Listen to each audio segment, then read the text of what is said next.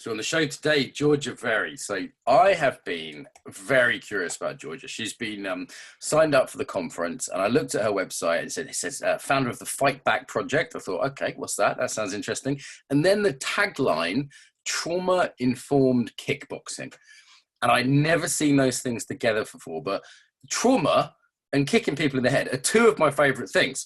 So I thought this person is absolutely someone I have to speak to.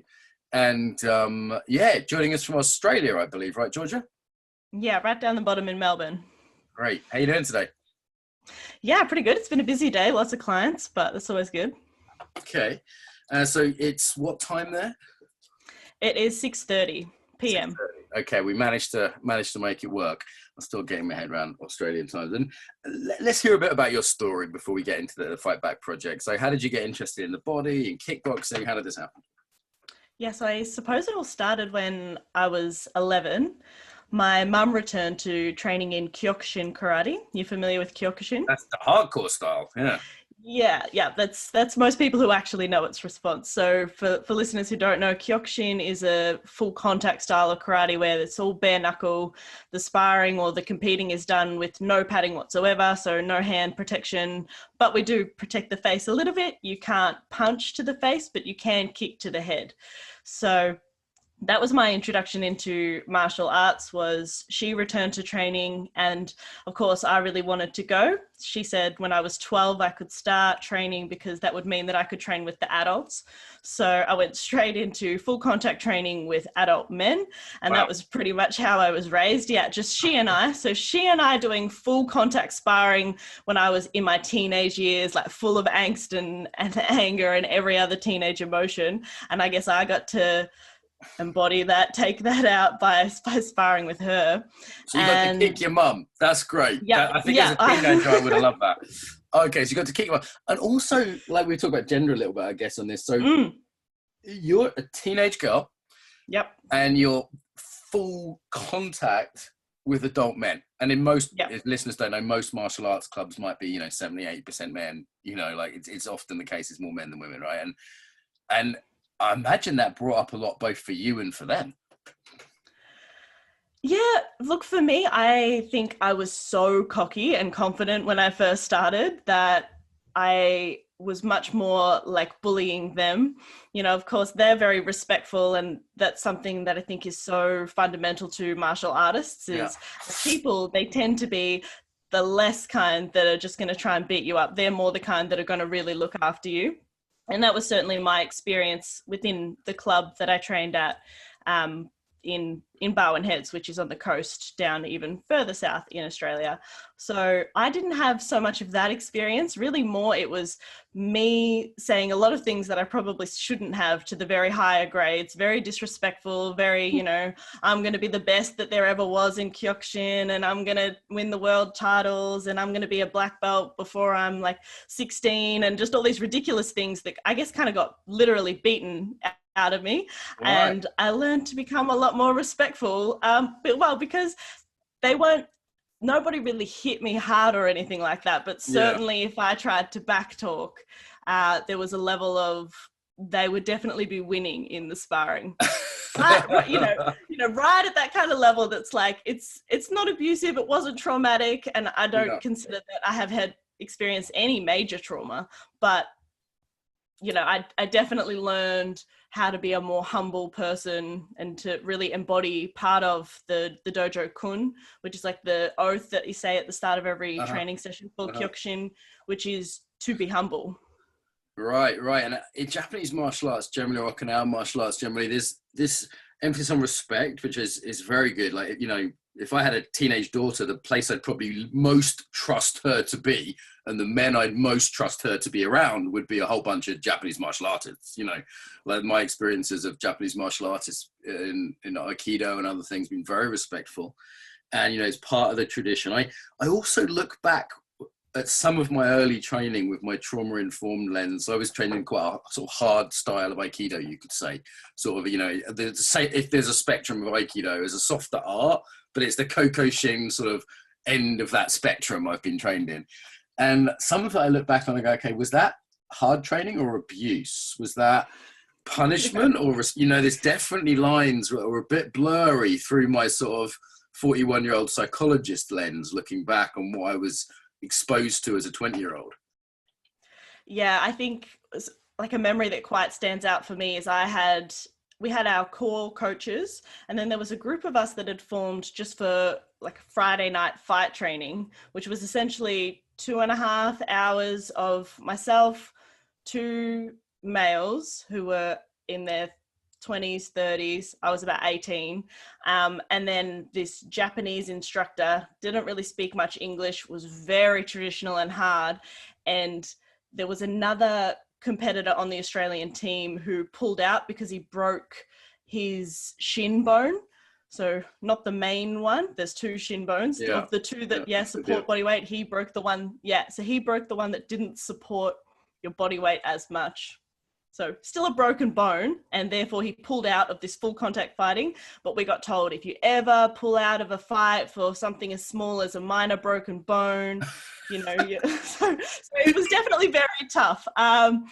But that said, at the time, it never felt traumatic. I don't feel like I have experienced any trauma from it. If anything, I think it's just made me a much more respectful, more self-aware person. Yeah.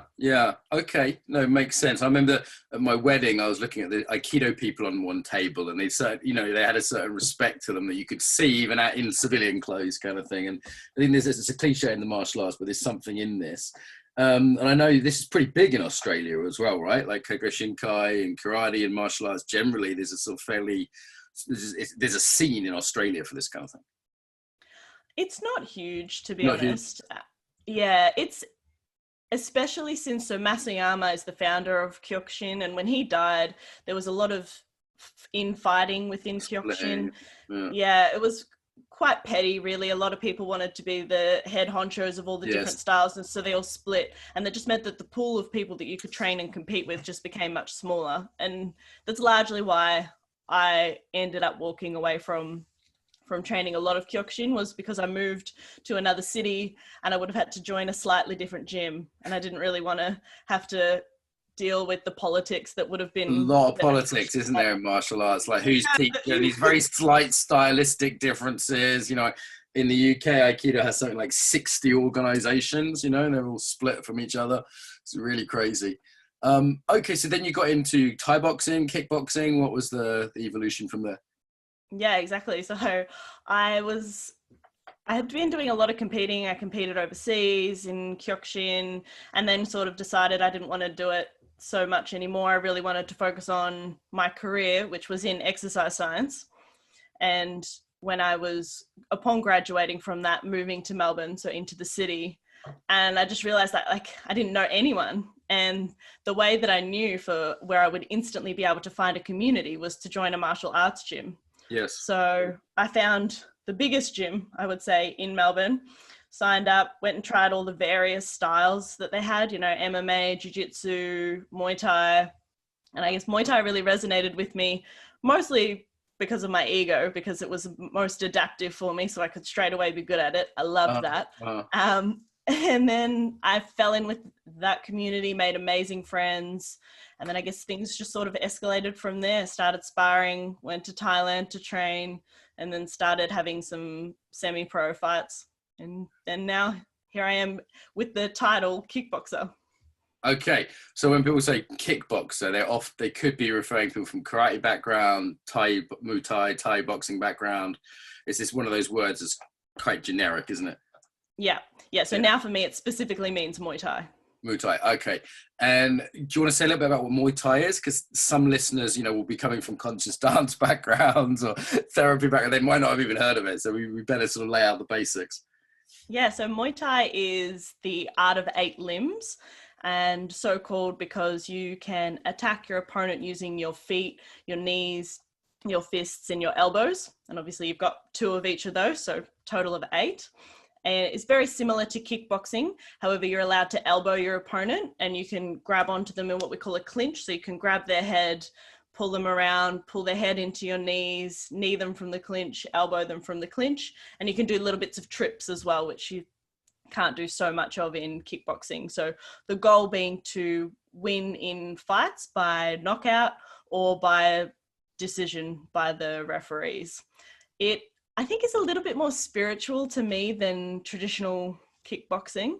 Mm-hmm. So we, you know, in Muay Thai, there's a Wai Kru, which is kind of a spiritual dance that is performed at the beginning of a fight where you're seeking protection from the fighting gods, and you wear a mongkong, which is a headpiece which is traditionally made out of pieces of the ring, and you bring the spirit of the ring in with you, and you seal the ring, so you walk around it and you usher out all the nasty spirits that might be coming in to try and affect you. So I think it has an extra kind of layer to it just because it is so entrenched in Thai culture. It's a big part of Thai culture, and there are equivalents in Laos and in Burma and Myanmar, different places that are sort of similar, but it definitely is a big part of the culture, I'm told. And it has a reputation as being very practical. Like, you know, most MMA people will study it, at least to some degree.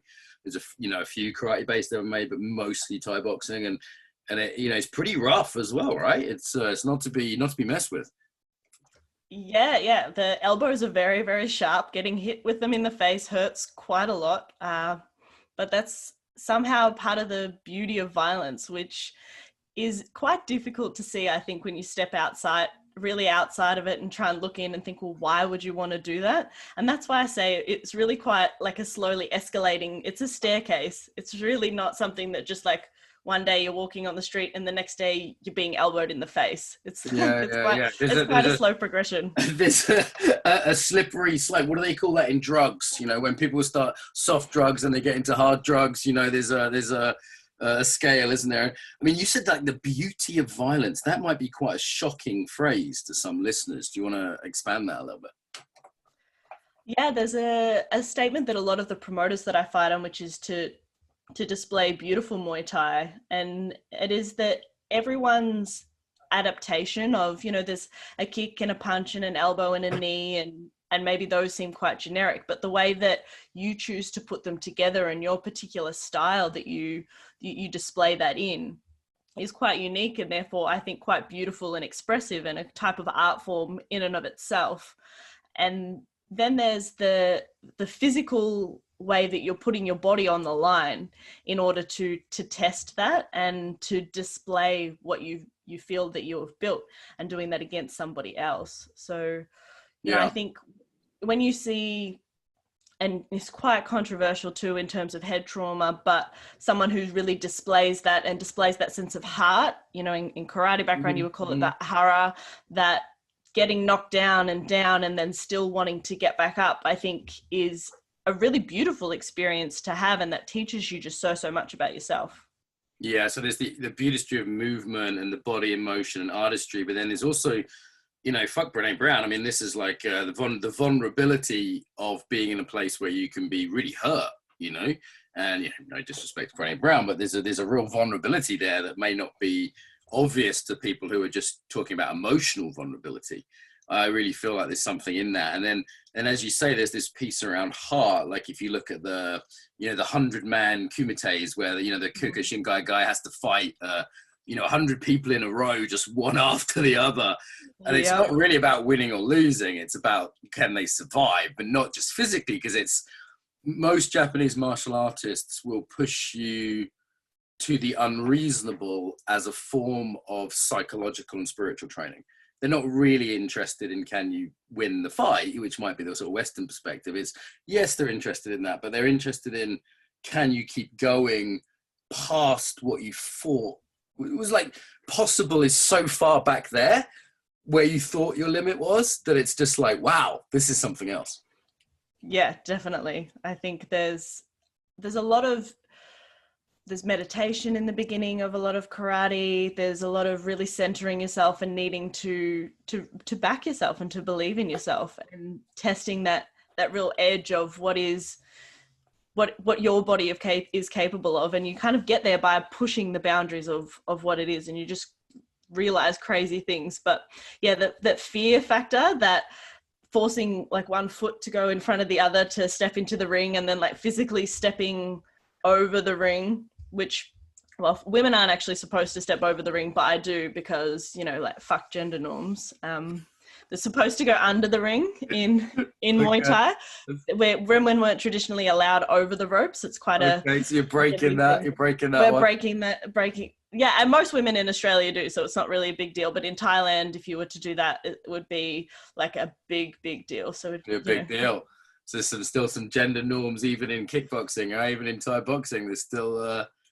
Oh yeah, big time. But yeah, just forcing yourself to get in the ring and thinking like, I'm going to go and stand in front of another human being that wants to injure me is very, very scary. So of course. Right. Yeah. I've heard MMA people say, the feeling of aloneness when the cage door clicks shut and you realize you're in there with someone else whose sole occupation for the next 15 minutes is to try and hurt you. It's it's a scary thing. Yeah, for sure. Okay, so I want to kind of transition to the Fight Back project here. I think a nice way to do that is really beautiful. I was on your LinkedIn page today. It's prep for this, and I'm just going to read out from there, if I may. Sure. It says, the people in our community that most need to learn to fight are the ones who are most afraid to. That grabbed me right away. I was like, that's a nice piece of writing. An exercise scientist with 15 years experience in martial arts, I'm passionate about connecting women that have suffered trauma to their bodies through kickboxing. Wow, very cool. I help women feel safe and in charge of their bodies. This is a beautiful mission. Like if I had a student just who had one this clear for their business, I'd be delighted. Just in terms of vision and mission and values in there. So let's break this apart a little bit. So people in our community that most need to learn to fight are the ones that are most afraid to. What do you mean by that? Yeah, so I think there's a real concept around martial arts saved me, and lots of people, it's quite widely accepted that there's a lot of mental health benefits from engaging in something like that. But stepping into a martial arts gym is quite terrifying. And if you've got a trauma background, then it's even more terrifying. You then think, why are they the people that most need to? And you can explain this much better than me, but when we go through something traumatic, we dissociate from our bodies. Oftentimes we don't feel present in our bodies. We don't feel safe. We don't feel in charge of them. And we no longer believe that our bodies are capable of feeling powerful. And that really shows up in the way that we show up. And so if you walk around with the belief that you're weak because that's all you've ever known, then you become a target to be a victim again. You become prone to re-victimization because you don't emit this aura of fuck off. If you try anything with me, I'm not just going to sit and take it. And so it's not just about then that you need to learn how to defend yourself and that the onus should be on women and women need to be better at defending themselves. Of course, men need to not hit them. However, if we can create a situation where women are exuding that type of, I know that my body's capable of doing those fighting movements, then that really shows up and other people pick up on that too. And there's quite a lot of empirical evidence now that there is. Okay, I'd love to get into research in a bit. So this makes a lot of sense to me. So my main Aikido teacher, one of them, Paul Linden, is a trauma teacher. And he was the first one to flag to me that a lot of trauma survivors turn up to martial arts. And some of them are in sort of some weird repetition compulsion piece, but a lot of them are really attempting to empower themselves. So there's actually, martial arts teachers are actually getting an above average number of traumatized people, but it can just be incredibly scary. Like maybe you're teaching something that you think's not a big deal, like a wrist grab, right? Okay, it's not a punch to the head, it's a pretty gentle place to start for a martial art, karate or aikido or something, but somebody may have had a wrist grab as a precursor to a sexual assault. Like they might have been grabbed and then dragged into a car and, God knows what else. So people, a lot of martial artists might not realize that there could be extreme triggering. And I just went back to martial arts. I've been had about a year away. I just went to a Krav Maga class that I've been joining recently. And I thought, God, I'm a little bit intimidated walking in here as someone with 20 years of martial arts who's just a little bit out of shape. I've just kind of lost my edge a little bit. And I was like, how much more so somebody who's, the only woman going into an all-male class or has had trauma background or whatever. So, fantastic. Yeah, I think, there's so many layers to why it needs to be different if you are coming from having experienced trauma. It's not just that some of the things that we're doing might mirror things that have happened to you previously in a very violent situation. It's also, if we borrow from trauma-informed yoga, that most martial arts are very instructor tells you what to do and you do what is done, you know, to the degree that there are belt systems in a lot of styles, and anyone who is above you has power over you and tells you what to do. You know, there's a big power imbalance in most traditional martial arts. And I think that extrinsic motivation is a great way to keep kids coming back. And there are a lot of really great things to be said about respecting people who have done more than you and things like that. However, in a trauma situation, from someone who's experienced trauma and been told repetitively or felt repetitively that they don't have power, then that's just reinforcing that power dynamic, that negative power dynamic, where they're not an equal to the person who's working with them. And so that's why we need trauma-informed kickboxing facilitators to help people just experiment with the movements. You know, somebody who has been in a violent situation and is bearing the marks of that trauma still doesn't need to learn the perfect kickboxing technique. They just need to learn that their body is capable of outputting beautiful violence. Okay, so again, I love it. So brilliant stuff. So one question might be, any martial arts instructor listening to this, what do you need to be trauma informed? So you've mentioned authority, and it might not be obvious that people that have had trauma have had their relationship to authority damaged. They might be in an overly compliant mode, right? Like imagine someone who's abused, they're trying not to get hit, they're trying not to get molested, whatever. They go into the role of being the good girl or the good boy and being as obedient as possible because that's their safe position. Somebody else might have over defended boundaries and would be incredibly, this is probably me actually, overly rebellious to authority. You know, I've really struggled with the hierarchy and the being told what to do because I was, fuck you, I'll do what I want. You know, I didn't feel safe with authority. So, you know, whether you felt unsafe, therefore you got overly compliant, or in my case, maybe underly compliant, sort of disrespectful, rebellious. Both of those are patterns in relationship to authority as a result of trauma that the martial arts teacher might not recognize and might need to adapt somewhat to. Yeah, definitely. I think it seems almost impossible if you talk about, like I've been speaking with some jiu-jitsu practitioners and they're saying, well, how can I not just tell them exactly what to do? Like the details all need to be there, otherwise the technique doesn't work. And it seems like this almost impossible task, but we really need to, again, drawing on trauma-informed yoga, bring that invitational lens into everything that we're doing if we want our practice to be trauma-informed. And that really helps both of those ends of the spectrum. If someone's overly rebellious and they're going to not want to take any directions, well, I'm not giving you directions. I'm just inviting you to try things. And if you don't want to do them, you don't have to do them.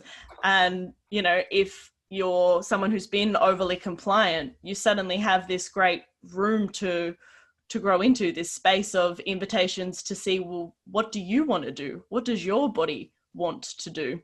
So and this is very countercultural to a lot of martial arts, isn't it? You know, like extremely. The idea of, like, to some people out there listening to something, well, of course we can, you know, the kink community listening to this are going, well, of course we should make everything consent-based. You know, and I'm like, well, the kink community is way better informed than martial arts. And even yoga now, which used to be horrible for this, is getting a lot better at being, you know, trauma-informed, consent-orientated. And it doesn't have to be like laissez-faire, right? I mean, you can say to a student, hey, if you don't want to practice this technique, just sit at the side in seiza and watch. Perfectly respectful, boundary, disciplined, Japanesey thing to do, right? It doesn't have to be like you're lounging there texting your friend, you know, like it can still be, there's a choice. And I guess the second piece for me that's really critical is consent. And the second piece will be calibration. That we're not, I see a lot of martial artists put people in the deep end way too quick. Like the jiu-jitsu instructor, they're like, right, lesson one, a man who's twice as big as you is going to lay across your body and pin you to the ground. Like, this is not a good lesson one. You see what, like the calibration piece, I think, is the other sort of piece for the teachers to understand. Which is really just an extension of consent. So I was actually speaking with Alex Channon yesterday from Brighton University, and he is a researcher and lecturer essentially on that topic, the issues of the lack of consent in martial arts. So he has a website that listeners can check out called Love Fighting, Hate Violence. Okay. which Nice. is essentially describing the distinction between fighting, so all martial arts, and Yeah. violence as consent. It's And consensual based, right? It's like if two guys want to fight, you know, they're both in sound mind. They can both, as adults who are sober, choose that. That's their business. And actually, I would say nobody should stop them. I don't think there should be like laws stopping these, you know, certain things. It's their business if they want to do that. yeah, different in Victoria. You're definitely not allowed to do that in the state that I live in Australia, but that's a whole other In thing. Canada, there is. Do you know about this? In Canada, if two guys, so in Canada, or certain states of Canada, if two guys are fighting in the street and it looks consensual, the police don't intervene. Wow, let it happen. Would never happen here. And it's only if one of them goes to the floor and the other one starts kicking him in the head or something, the police will step in. And there's actually a rule, there's a law about it. And if they both say to the policeman, no, we're good, then they can keep doing it. And you'll see it's in ice hockey as well. But that pretty much step fascinating. in. They step in for TKO or something like that. I think the rule is that once one's on the floor, the other one isn't allowed to keep kicking them. That's the only, like if they're both standing, they're allowed to punch each other. So this idea it sounds fair to me. Consent as a basis of violence is pretty important, right? Like we have this distinction sexually, right? Like there's a big distinction between making love and rape. That's a hell of a big difference. So like, why not the same with fighting? Yeah, exactly. And that consent applies to if you and I are going to be partners, me, or, you know, in a sparring situation especially, but I'm saying what kind of intensity that I want to go to, and you're saying what kind of intensity that you want to go to. And then when we talk about that calibration piece, it's also about saying how you consent to be coached. It's about being able to say, this is the level that I want you to put me into. You know, if I know that you believe in your old school mentality that we just need to Shark Tank everyone, which is where one person is in the middle and everybody who is fresh gets to fight them, and they just really feel the depths of hell, which is essentially what it is. Flashbacks happening for me right now. We've all been there prepping for fights, but you know, so being able to consent to how they want to be coached. But of course, as we've already touched on, is that if you've suffered from trauma, and for most people really, for some reason, it's really hard for us to use our voices and say, no, actually, boundaries are damaged. Okay with that. Yeah.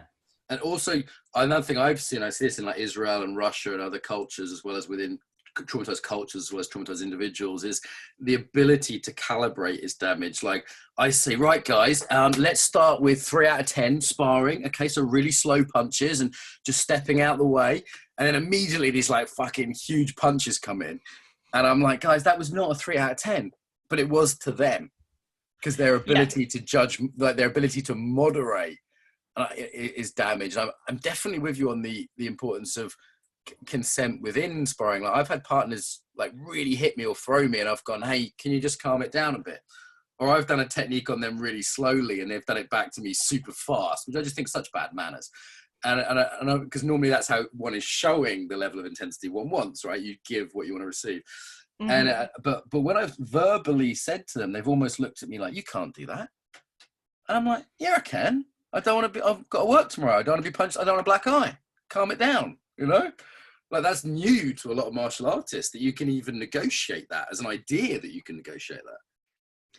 Yeah, I think there's a really unfortunate sense that a lot of martial artists have, and a lot of clubs have, where we're here to prove ourselves. We need to show how tough we are at all times. And even if it's your idea to go a little bit lighter, if I agree to that, then that's somehow showing my lack of masculinity, you know, being that it is such a male-dominated sport. Do you think men are worse at that than women? Do you think? I think they're... Because you sounded as a teenager, you sounded proper macho, you know? So like... Look, I'm probably an outlier, but I would say that for the vast majority, you know, no, I'm awful. I'm shocking. I've got a big ego. Me too.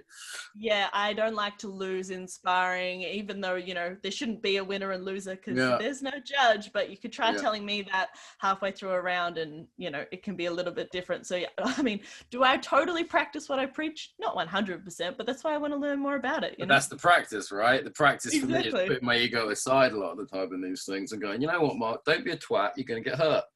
So, okay. So what inspired you to start bringing the trauma-informed, you know, to kickboxing instructors, and I'm guessing you do courses where women come along on courses, or what?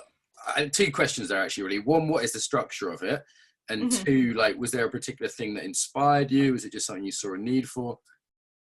Yeah, so I work clinically as an exercise scientist. So I work in clinical back pain. And about a year ago, a bit more, I had a client who was a psychologist. And I've been interested in how the brain works in biopsychosocial pain, which for listeners is the relationship between our mental states and how that can affect pain, which is a thing that totally comes from the brain, right? So I was really interested in that, and it was sort of talking to him about it and being like, you know, what's your understanding of it? I was just super happy to chat to him and have like to bounce ideas back off of regarding his pain and what he saw in patients. And he said, you know, because he knew that I was doing kickboxing. I think at that point, every patient that I had knew that I was doing kickboxing because I was cutting weight. And it was just like the only thing that I could say is like, I'm sorry if I'm really angry, I'm hungry and cold right now. I'm fasting right now. Cutting weight sucks. It's one of the biggest sucks out there. Yeah. So they all knew you were a kickboxer. They all knew I was a kickboxer. And he said, well, have you ever thought about teaching kickboxing to women with PTSD? And I said, no, no, that's an interesting idea. Tell me more. And he said, you should go and read The Body Keeps the Score by Bessel van der Kolk. Yeah. So I did. I went and read it and I was like, I love this book. This is a whole world that I never really thought about because I've never really experienced any significant trauma. And I was, I'm super interested, but I work full time. I'm competing full time. I have all these fights booked. I just don't think it's something that I can take on right now. And so when the coronavirus came, I was stood down. So I all of a sudden had all this time. And so I reached out to him and some other psychologists. Is that like furloughing? It's like when you get sent home kind of thing, you have a bit of time on your hands.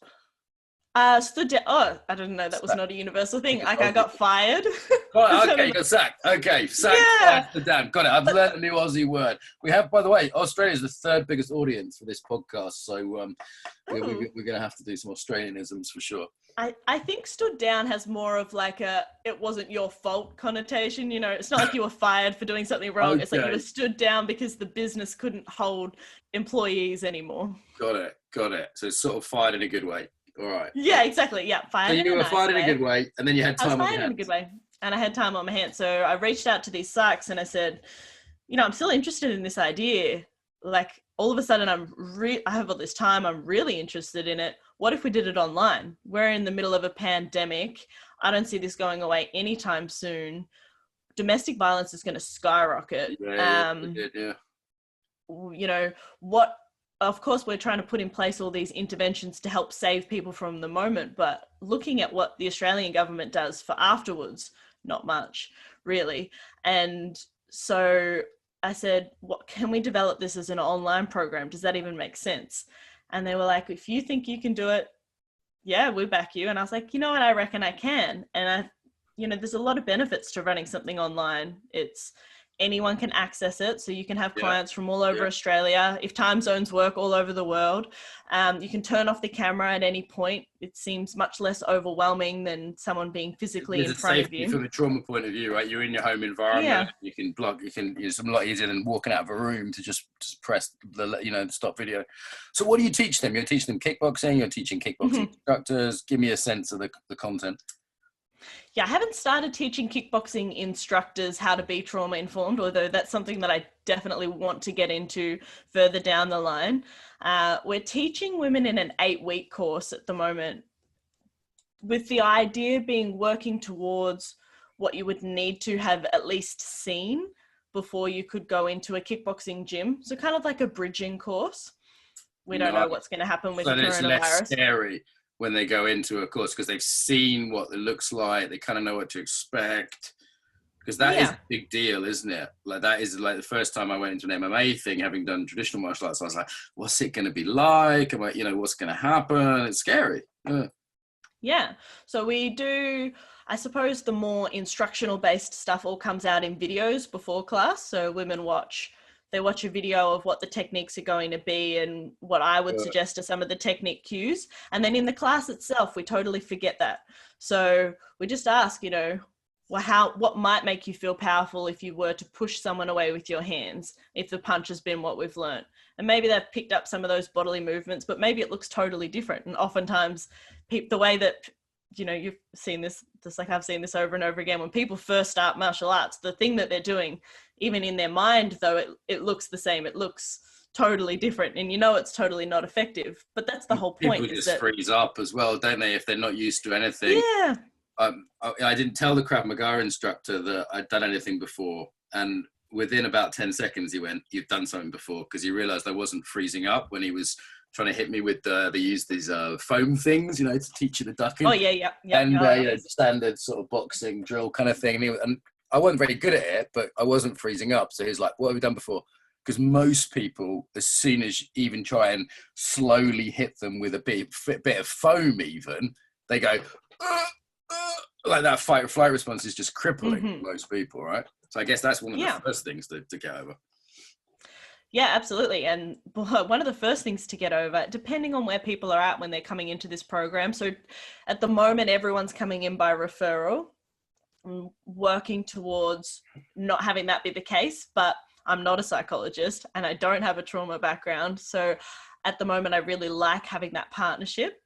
However, I can see that as the program progresses more and more, if people are just finding the program on their own without having a psychologist that they can refer back to, then there's scope for that. But at the moment, even if they do find the program on their own, then we're asking that they go and see their therapist to fill in a contract. So we have a formal contract where I outline what I promise to do on my end. Yeah. And some of it's really simple things like I just promise to always deliver the content ahead of time. I promise to always be on time to teaching the online classes.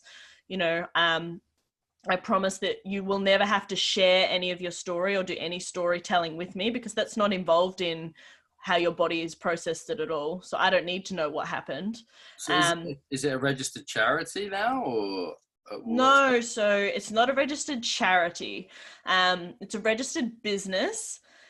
In terms of working as a registered charity, I'm looking at partnering with existing charities in Australia. I just think it makes more sense. So we've got a number of charities that I'm talking to at the moment. Yeah, they're already set up. Well, they already have, you know, locations or services where women contact them looking for help, and then they can refer them on from there, rather than me trying to market myself and promote that. And, you know, they've already got hundreds of, they've got people thousands that can send to you and help. Well, if it does get set up as a charity and you want some money, then we could definitely help with this, with the conference. Like, I definitely think we could support this. I know Daniela does trauma-informed martial arts for women as well, who's, you know, deeply involved with the conference. And I said with Paul Linden as one of our sort of people as well. So maybe there's an offline conversation there, but this is something I can tell it's something that Daniela and I would already like to support. So yeah, as it develops, do keep in touch. It sounds very, very cool. Yeah, absolutely. And I think love to chat to Daniela if she's got a martial arts background on my podcast, which I pretty much started because I was like, I don't know enough about this. I need to talk to more people and talk to more women about their experiences too. So I've interviewed maybe 6 or 7 women who have trauma backgrounds, who have done like Krav Maga, karate, Muay Thai, Jiu-Jitsu, and talked about like what's actually been their experience when they've stepped on the mat, which, you know, there are a lot of similarities and that you would expect, things that you would expect to have come up just based on like classic trauma theory. Yeah. And then there are some things where it's like, oh no, we're all actually totally individuals. And for some people, they're like, no, that wasn't an issue for me at all. Yes, that was an issue for me. You know, so the more we can talk about that, everybody's got, like, as cliched as it sounds, everybody's got a journey. And, you know. Got that bit of Aussie sarcasm. People I recommend podcasts. Rosie Sexton, who is an UFC fighter, who was on the podcast. I'd recommend Rosie. She's got a strong jiu-jitsu background. And Jamie Zimron, who runs, she's one of the sort of leading figures in sort of female martial arts associations and done a lot of stuff in the Middle East with trauma. So there are another couple of people we've had on the podcast I could connect you with. Amazing. Jamie and Rosie would definitely be cool people to speak to. As you say, there are also differences between the martial arts, right? Where in kickboxing, you don't have to touch people right away. You can do the moves on your own, whereas with jiu-jitsu, that's tricky. Yeah, jiu-jitsu's crazy. So there is a jiu-jitsu school or an MMA school in Canada called Mindful Martial Arts, run Cool. by a guy, Sean Desjardins, and he's running trauma-informed jiu-jitsu, which is really, really cool, right? So they're similar sort of thing. They're talking about, if being in side control, so if somebody being on top of you and having their arms around you and holding you down or pinning you down is too much, what could you suggest? What would feel less overwhelming for you? Right, Move right. back a What's an bit. alternative? And even just getting instructors sort of aware that there's a scale. Like, okay, Yeah. maybe the worst is back control, right? Having someone take back. Full mount is pretty full on. Side control Mm-hmm. maybe a little bit better. Okay, where do we start off if a side control is too much? Like, even just seeing it in terms of sort of scales of intensity and having alternatives and not necessarily go. I remember being uncomfortable, not even from a trauma point of view, but just sort of gender wise. The first time, I was in jiu-jitsu in a sort of full mount on someone, I was like, this feels a bit inappropriate somehow. Yep. And there's the old joke amongst the guys, isn't there? It's only gay if you make eye contact, because it has got this slightly there's not very often you're rolling around in a prone position with someone unless it's an erotic situation. So that took a bit of getting used to, just on a sort of guy on guy level for me. Come down aikido, it just tends to be a bit more distant. Yeah, definitely. It's something that takes a little bit of getting used to, and everybody's even physical pressure on top of you. Like if you've rolled with anyone who's high level, like if you felt a black belt's pressure, but even if you're a white belt and you felt like a purple belt's pressure, like somehow these people can just make themselves weigh like heavy. They put away. Yeah, heavy. You're just like, definitely. So it's very overwhelming, and the response to that is, I can't breathe. Oh my god, I'm gonna die. Yeah. And that, if you're already in a little bit of fight, flight, panic, that I remember. I'd done 10 years of aikido before I did jiu-jitsu, and I remember thinking, God, this is terrifying. Getting choked out, having someone like a boa constrictor wrap themselves around me, and put their weight on me, and eventually, and even though I was a very nice, respectful club, I was training with them, bright, really nice guys actually, but I remember finding it really scary compared to sort of martial arts, which are done at a distance, and maybe you can do the kata on your own and sort of, get used to that before anyone touches you. So there are definitely differences. Saying that jiu-jitsu is almost the perfect martial art for rape defense, right? I mean, in terms of being on the ground, someone being on top of you. I mean, practically, I would say, that is the best martial art for sexual assault defense. So there's pros and cons, aren't there, to different arts? Of course, and everyone's going to have, a different place that they're at in terms of what they can tolerate. Maybe it's right now they need that kind of space, but maybe they're further along in their recovery and their healing journey, and now they want a challenge that is someone physically grabbing them, because that's the one thing that they're still too scared to do, and they don't want to have any fears, right? They want that growth. So it just depends. Yeah. I go up and down with how much authority I can tolerate as well. Sometimes I like going to Sistema because it's kind of casual and it's not, not everyone's in straight rows. And other times I'm like, no, it's nice to line up and have that structure and discipline. And that makes me feel safer some days, So it's interestingly, some days I want the looseness of Sistema and other days the rigidity of the Japanese way, because both can create safety in a different way, right? Yeah, for sure. So what else? What else helps people feel safe? Like, give us some more on this. We've got a little bit of time left, so I'd love to hear a bit more of you. I've talked a lot this interview. I apologize, just because I love this subject. I've got a lot to say as well as to hear on this subject. Yeah, so I guess expanding on the contract side of it. So what they fill in is a set of what they think actually might trigger them. So we sit down and think, is there anything in particular that has triggered me in the past? So for example, it might not be something like a physical thing, like, or being punched might trigger me, but it might just be high intensity. And triggering might mean I dissociate, right? So I might have a client who, once the intensity gets really, really high and my heart rate's going to get high, I'm going to dissociate. Right. When that happens, the grounding strategy that I will use is, and whatever it might be. So for everyone, it's going to be different. The 5 things seems to be quite popular at the moment for grounding, or, they might really be into self-soothing and they might have learned that and that works for them. So we want to just ask, first off, do you have an experience with a grounding strategy? And if you don't, then before we get into the class, you need to have thought about how you do grounding before you come to me. I want you to come to me having worked with your therapist, that you understand what grounding is, why you need grounding, where your window of tolerance is at. Nice. Right.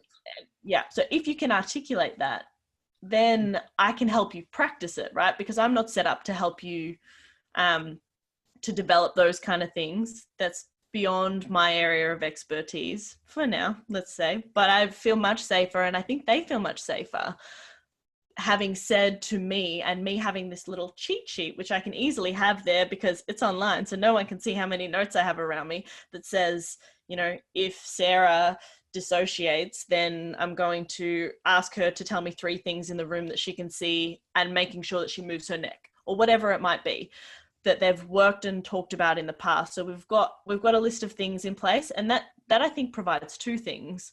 One is that it makes you feel safe because you know there's a safety net. So you feel more confident to try things because you know that if something goes wrong, well, this person knows what I'm going to need, and they can talk to me about it. And then, of course, there is the safety net. When something does go wrong, then we've got an idea of what we can try. So that's very powerful, is in it being trauma informed, we're being very clear in that if you feel overwhelmed, if you dissociate, if you hyperventilate, if anything that happens, it's okay. And we're not going to say, oh, we need to stop the class and try and calm you down. It's just, remember your thing, continuing on. It's something that's normal. It's totally normalized in this kind of a class environment. Yeah, that's a big deal. So you're not this outlier who's going into a kickboxing class who's everyone's going to look at you because you're doing something that's totally different. Everyone else is just going, oh yeah, I've done that. Oh yeah, that makes sense. Yeah, it's no big deal. And, you know, I'd really love all the martial arts teachers out there to have an intake form that says, do you have a trauma history? Or do you have any of these symptoms? And if so, we can handle them. And I mean, just knowing different triggers, like, hey, having a man on top of me is triggering. Being grabbed from behind is triggering. Being called names, whatever, is triggering.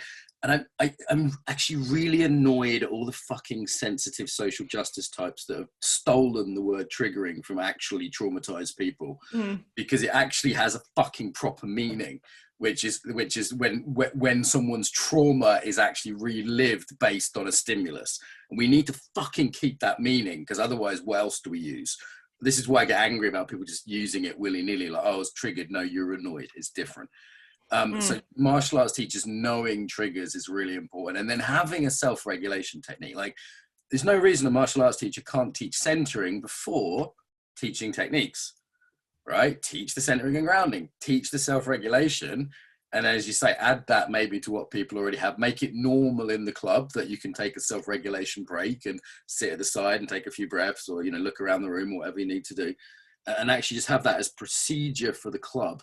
Because there's a line that everyone gets to, whether you're traumatized or not. You know, if you put me in a Koko Shinkai bare knuckle fight, I'd be pretty overwhelmed pretty quickly, I'm sure. You know, everybody has a line. Yeah, absolutely. I think that it was one of the things that really drew me to wanting to start something like this, was not just for traumatized women, but for all the women and for all the people too. Like, there are a lot of guys who are going into martial arts because they want to appear tougher. You know, they've got a lot of insecurities. There's just so many reasons why people come into martial arts. So much. Yeah, exactly. So that it is this whole space where there's no room for anything other than toughness. It's just counterproductive, really. Yeah. And so, it's just that's what we really try and drive in. Right? It's just a quicker way to learn skills, to have a pleasant environment. You know, these trauma informed, as long as it's not taken to sort of ridiculous sensitive extremes, for me, it actually is just a good training cell. Yeah. So this is one of my favorite things that, I don't know if I worked it out, but have you heard of the inverted U hypothesis? No, tell me about it. So the inverted U hypothesis is a sports science type of thing around arousal, which deviates from what we thought not that long ago, which was that there was a linear relationship between arousal and sporting performance, which essentially said that the more aroused your nervous system was, the better you would perform.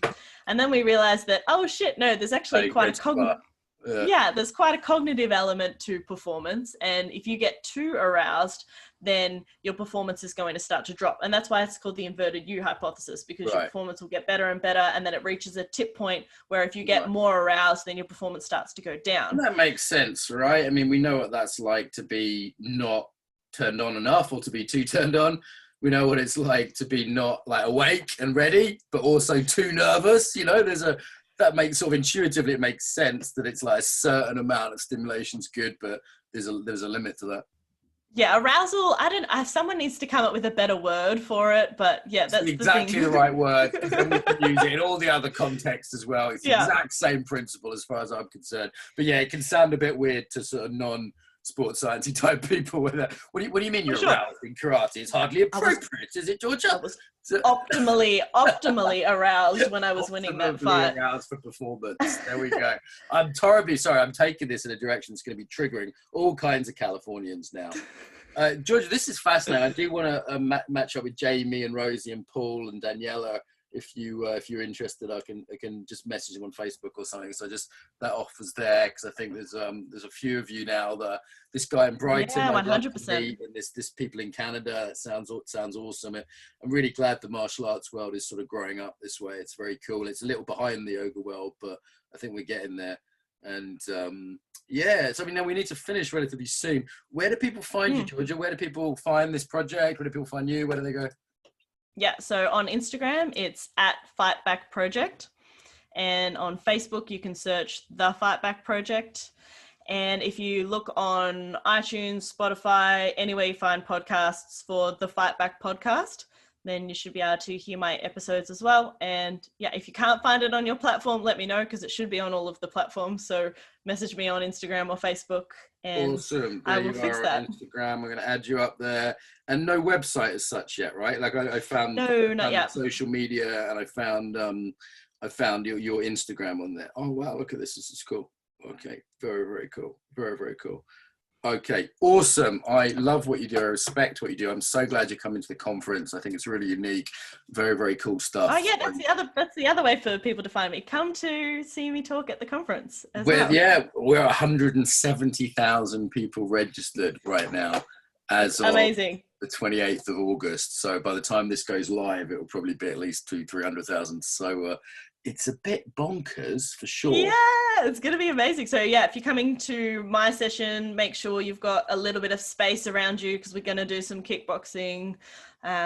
Wear comfy Danielle will clothes. definitely be there. She'll love it. She'll love it. I'm just talking to her later, so I'll mention you to Danielle later. She'll be wanting to like make you a major charity sponsor of the conference or something like that. We're still forming that up. So okay, do you have a closing message about the body, Georgia?